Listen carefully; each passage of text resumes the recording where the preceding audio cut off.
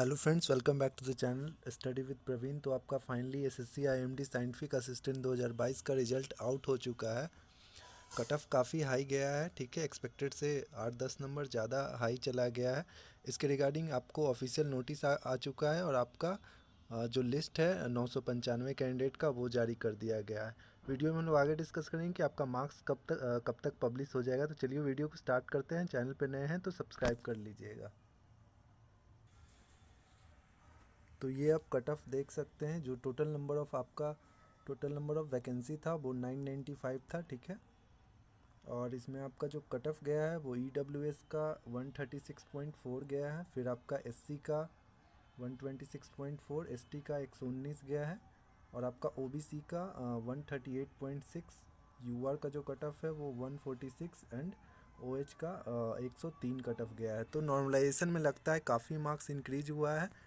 और दूसरा ये भी हो सकता है आपका कि रैंक आईक्यू पे जो डेटा सबमिट हुआ था वो थोड़ा कम हुआ था। तो ये तो देखना पड़ेगा कि आपका जो नॉर्मलाइजेशन मार्क्स जब आएगा तो आपको पता चलेगा। इसमें ये ध्यान देने वाली बात है कि आपका जो यूआर में टोटल 344 पोस्ट था, ईडब्ल्यूएस में 177, ओबीसी में 262, एसटी में 68 एंड एससी में 144 पोस्ट था।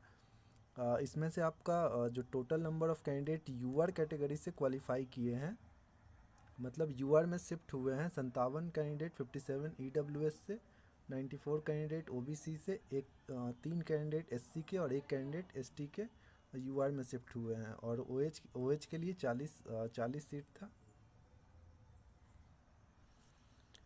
ये लिस्ट प्रोवाइड किया गया है एसएससी की तरफ से। इसमें आपका रोल नंबर, नेम, ठीक है, कौन सा कैटेगरी है, किस कैटेगरी से आप सेलेक्ट हुए हैं, और आपका रैंक, यहाँ पे रैंक, और यहाँ पे आप किस कैटेगरी से सेलेक्ट हुए हैं, अब वो आपको शो किया गया है, ठीक है।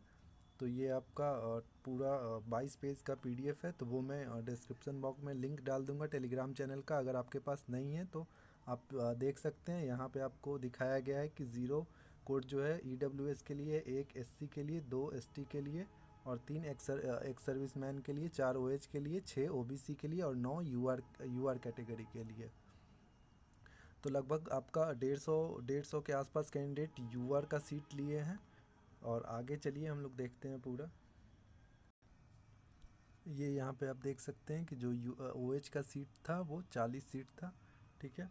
इसमें आपका detail of last short listed candidate का नाम मतलब मार्क्स दिया हुआ है कि पार्ट 2 में आपका जिनका जो लास्ट सेलेक्टेड कैंडिडेट है उनको कैसे शॉर्ट लिस्ट किया गया है। तो पहले पार्ट 2 का मार्क्स, फिर पार्ट 1 का मार्क्स, और फिर उनका डेट ऑफ बर्थ शो किया गया है, ठीक है।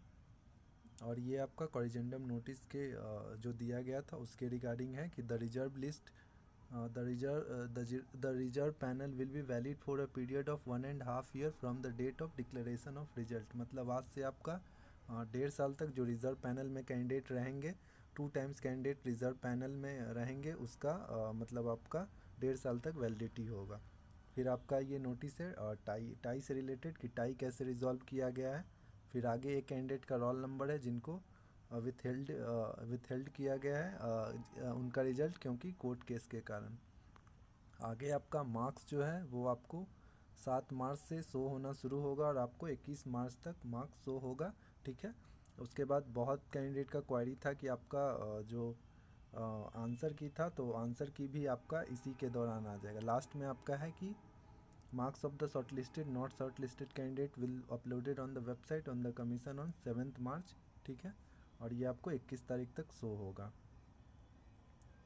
यहाँ पे आप देख सकते हैं कि post declaration of the final result of the examination further process of document verification and appointment formalities will be undertaken by IMD. तो आईएमडी के द्वारा फर्दर अपॉइंटमेंट या आपका डीवी कराया जाएगा of the shortlisted candidate. If a candidate does not receive any correspondence from the IMD within a period of 1 year, the declaration of final result, मतलब आपको अगर कोई सूचना नहीं मिलता है IMD के तरफ से रिजल्ट डिक्लेयर होने के 1 साल के अंदर, he must communicate immediately therefore with the department. तो आपको डिपार्टमेंट से कंसल्ट करना होगा। Further the commission will not in any circumstances entertain any corresponding regarding DV, ठीक है। आगे इस लाइन में आपका लिखा हुआ है कि अगर किन्हीं का कट ऑफ से ज़्यादा मार्क्स है और उनका लिस्ट में नाम नहीं है तो वो 2 मंथ के अंदर आप अपने रीजनल ऑफिस में वहाँ पे आप जाके इंफॉर्मेशन दे सकते हैं। अगर 2 मंथ के अंदर आप इन्फॉर्म नहीं किए तो आपका फिर कंसिडर नहीं किया जाएगा। आपका एक तीसरा लाइन में as per the computer based examination was conducted in multiple shift therefore as per para 12.6 of the notice of the examination marks scored by the candidate has been normalized using the formula published by the commission via notice जो बताया गया and such normalized score have been used to determine final merit and cut off marks. तो इससे ये आपको clear हो रहा है कि आपका जो मार्क्स नॉर्मलाइज किया गया है वो शिफ्ट वाइज ही किया गया है, ब्रांच वाइज इसमें कोई सिस्टम नहीं है, क्योंकि आपका जो पहले के नोटिस में जो शिफ्ट वाइज मेंशन था वो शिफ्ट वाइज ही नॉर्मलाइजेशन किया गया है आपका। तो ये आप पूरा पीडीएफ देख सकते हैं आगे जो आपका कैटेगरी है और किस कैटेगरी से आप सेलेक्ट हुए हैं। टोटल जो कैंडिडेट सेलेक्ट हुए हैं वो 995 है। मैं अंत में जाता हूँ टोटल कैंडिडेट चेक करने के लिए। यहाँ पे आप देख सकते हैं टोटल 995 कैंडिडेट को सेलेक्ट किया है। यहाँ पे आपका रैंक है, ठीक है, तो आप अपना रैंक भी चेक कर सकते हैं। और सबसे बड़ा प्रॉब्लम ये आ रहा है कि जो वेटिंग लिस्ट में कैंडिडेट हैं उनको आइडिया नहीं लग पा रहा है कि कितना कौन कौन लोग वेटिंग लिस्ट में हैं। तो आप वेट करिए, जैसे ही आपका जब मार्क्स डिक्लेयर होगा, ठीक है, तो वहाँ से आपको थोड़ा आइडिया लगेगा कि आपका कितना मार्क्स है। अगर आप 2 से 3 मार्क्स पीछे हैं तो आप होप रखिएगा। अगर इससे ज़्यादा कम मार्क्स है तो बहुत कम होप रहेगा, ठीक है। यूआर कैटेगरी में थोड़ा ज़्यादा डिक्रीज होने का चांस रहेगा, ठीक है।